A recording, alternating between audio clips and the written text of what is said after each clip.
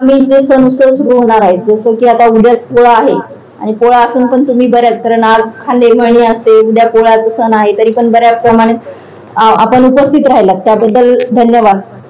त्यानंतर लगेच साहित्यरत्न अण्णाभाऊ साठे यांची जयंती पण शेवटच्या टप्प्यात आहे, बऱ्याच ठिकाणी ती जयंती पण आपली साजरी होणार आहे. त्यानंतर गणेश उत्सव आहे, त्यानंतर ईद ए मिलाद पण आहे, नवरात्रोत्सव आहे. असे वेगवेगळे सण आता आपण वेगवेगळ्या जाती धर्माचे सर्वांचे सण एकत्रितपणे साजरे करणार आहोत. म्हणून तर आपला भारत विविधतेत एकता, म्हणूनच आपला भारत प्रसिद्ध आहे.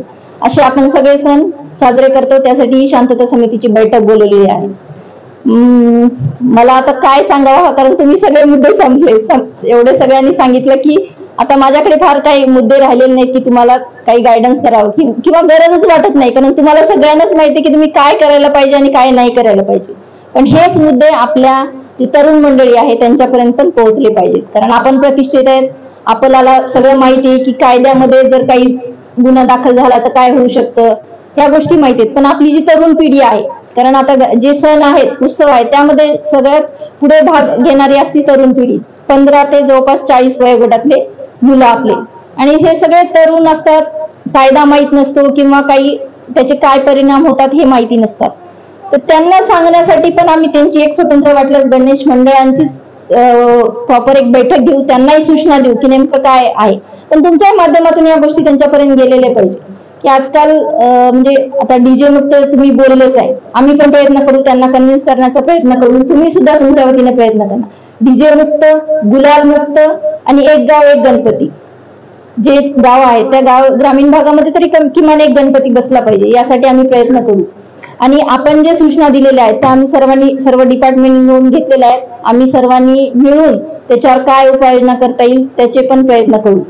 दुसरं आहे की जे सण उत्सव आहेत, आता तेच मुलांना आपल्या जे सांगायचं आहे की सण उत्सवामध्ये काहीतरी अतिउत्साहामध्ये एखादी घटना घडते, एखादा म्हणजे मॉब असतो किंवा एखादा रॅली असतो, सर्व धर्माचे याच्यानंतर जी रॅली झाल्याच्या नंतर करण्याचं असं ठरविलेलं आहे. यावर्षी पण आम्ही रॅली वाढवणार आहे, कारण भोकर समाजातील प्रत्येक समाज शांतताप्रिय आहे. कोणत्याही समाजाला व प्रत्येक समाजाचे धर्मगुरू हे प्रत्येक समाजाचेच आहेत, एका विशेष समाजाचे नसून प्रत्येक समाजाचे आहेत. आणि भोकर नगर परिषदेला माझी विनंती आहे, ईद ए मिलाद कार्यक्रम ज्या दिवशी असतो कोणत्याही प्रकारची स्वच्छता होत नाही, कारण गेल्या अनेक वर्षापासून हेच चालू आहे. आणि याच्यानंतर जे ईदगाह मैदान आहे, या ईदगाह मैदानावर नगर परिषदेकडून पाण्याची सुविधा उपलब्ध नसते. याच्यानंतर मंडप जे असते, लहान लहान लेकरं असतात, तो रेलवेचे अधिकारी हंसू लागले म्हणा कि भाई तुम कैसा कर लेके जा रहे. त्याला म्हणला बरं की हमको नहीं लेके जाना, हमको मोहब्बत नहीं है, हमको भावना नाही आहे की असे लोक इथं उदाहरण झालेलं आहे इथं भोकरमध्ये. आणि आजही आहेत ते लोक. काही लोक सांगितले बाबा ईद मिलादचा कार्यक्रम आहे, ईद मिलादच्या कार्यक्रमामध्ये आम्ही हिंदू बांधव त्यांच्या ईदमध्ये आम्ही असतो, त्यांना पाणी पाजवतो, चहा पाणी करतो त्यांच्या मिरवणुकीमध्ये, असं कुठेही काही नाही. तर माने साहेबांनी एक कठोर भूमिका, कडू औषध पाजवलंय, ते कार्यकर्त्यांनी सगळं कडू औषध घ्यावं. सगळ्यात मोठी जर बिमारी कोणती असेल तर डीजेची बिमारी आहे. आता आम्ही बोललो म्हणजे आता माने साहेब ते सांगून दिले की मतासाठी कार्यक्रम असते म्हणून, बिलकुल अजिबात नाही. जे सत्य आहे ते सत्यच बोलायला लागेल. डीजे साठी अख्ख्या महाराष्ट्रामध्ये आपल्या जिल्ह्यात जे आमचे पत्रकार आहेत, शांतता कमिटीचे सदस्य आहेत, महिला आहे, शांतता प्रिय नागरिक आहेत, ते एकोपाने या ठिकाणी ते हिंदू, मुस्लिम, दलित सर्व जाती धर्माचे सण अत्यंत शांततेमय वातावरणामध्ये ते साजरे करतात. कोणत्याच प्रकारचा समजा शुल्लक वाद निर्माण झाला तर ज्येष्ठ सदस्य, ज्येष्ठ पत्रकार त्या ठिकाणी दोन्ही समाजाची समजूत काढून हे सण अत्यंत आनंदाच्या वातावरणामध्ये साजरे करतात.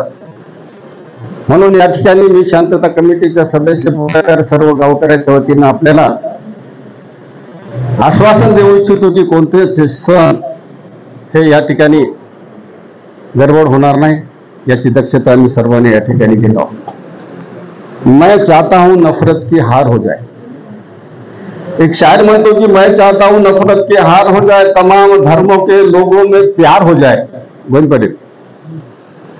मैं चाहता हूं खुदा की खास रहमत हो जमीन पे मोहब्बत की बादशात हो। मैं चाहता हूं नफरत की हार हो जाए, तमाम धर्मों के लोगों में प्यार हो जाए। मंदिर में पुजारी भी मगन होके भजन गाए, मंदिर में पुजारी भी मगन होके भजन गाए। मस्जिद की छतों से भी अजानों की सदा आए। अब आओ कसम खाए, हरगिज न लड़ेंगे। हम एक थे, हम एक है, हम एक रहेंगे। धन्यवाद।